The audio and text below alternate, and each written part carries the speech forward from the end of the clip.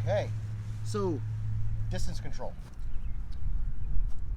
Any kind of club that you're going to use, as we talked before, it's always your number one cue is going to be our length of arc, right? Yes. Dave Pelz always says that we can always gauge our distance by how far we take the club back, right? So it's like a clock kind of thing.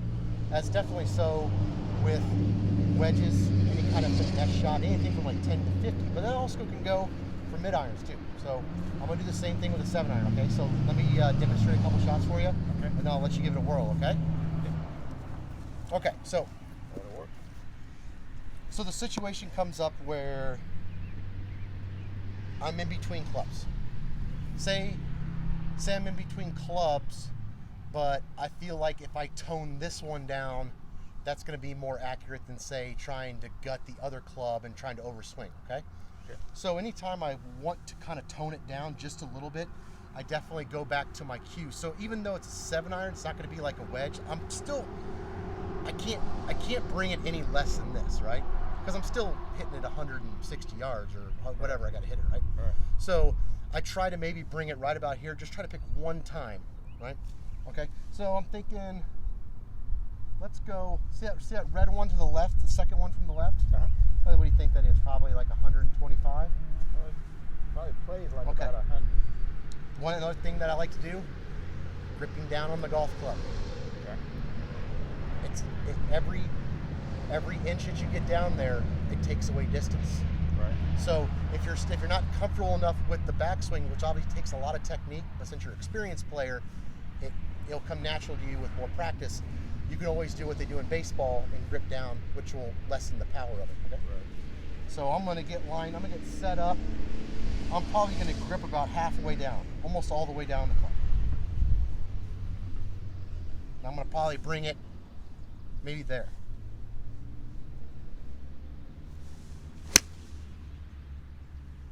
Now I kind of charge that a little too much. Right over it though. Right over it though. Here, let me get one more here. I want to see if I can get it without having to like really get. Okay, so I'm going to do it again. Set up. I'm going to grip about halfway down.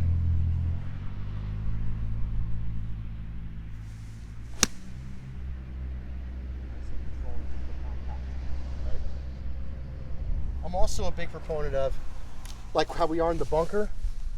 I also like, here, let me get close here. No matter where I take it back, so say if I take it back here, I want to finish here.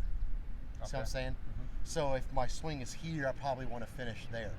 I don't want it to be here and this is all the way over here, right? That kind of offsets the whole point of it, right? Does that make sense? Yes. Okay. Why don't you grab a club Okay. and step in here so we can do some of those?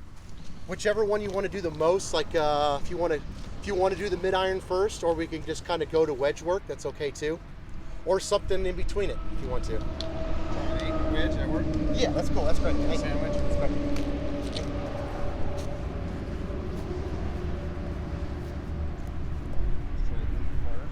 And let's just we'll pick one flag that'll be uncomfortably short.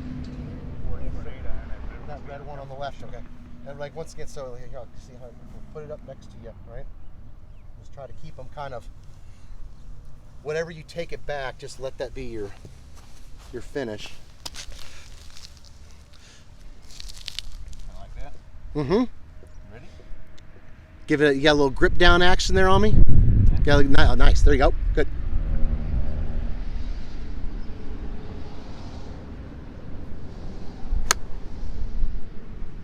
That's a beaut. That's right on top of it. How does it feel? Does it feel shorter? It feels shorter, Yes. right? Yes. You notice how it kind of came off flat, and instead of ascending, it was immediately descending. Right. So you're controlling the distance by hitting it shorter. So it wasn't apexing, it was coming down faster. Right. Yeah. Like a normal 8-iron. Mm-hmm.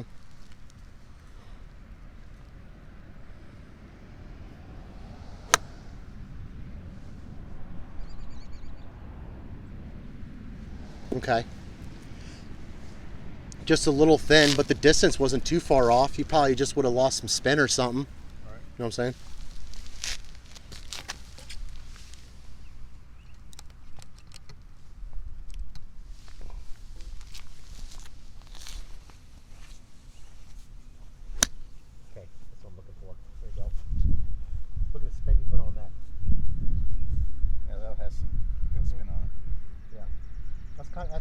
That's when you're controlling distance and putting spin.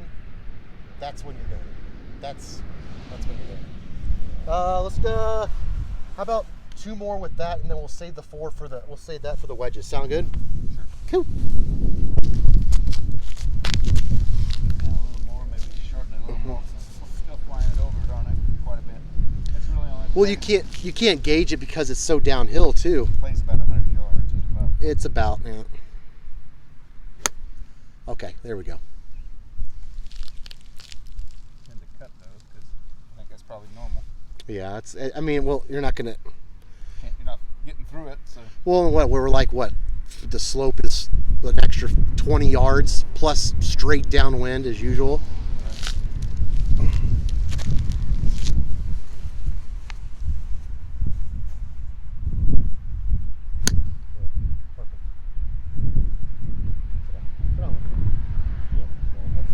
That's just not fair, though. Yeah, it's hard. You can't do nothing about that. Feels Here we go. good doing that. I'll trade you. Because I get caught in between clubs, and I usually try to lengthen the shorter one, which sometimes you get in trouble doing that. Yeah, usually, great. Like I don't mind controlling this, trying to control my backswing and everything, but that's a lot to have to process when it's already hard to begin with, right? I still got to hit the golf ball, right? Right. So I guess that my first cue is always I just choke down. That's kind of always that's my first thing I do is probably that. If I'm trying to bring it down or bring it up, maybe if I'm trying to bring it up, I may go all the way to the back of the butt of the club, just to get that little extra, Extra, sure. little extra leverage. What do you want to do here? No. Well, since we got our wedge, I want that front left right there. Okay. Because that's not a full swing for you. That's Definitely not a full swing. Okay. It's about 40 yards of playing that. Okay. From here, it's about 50 from the mat. I've been working on that part. We'll see how good my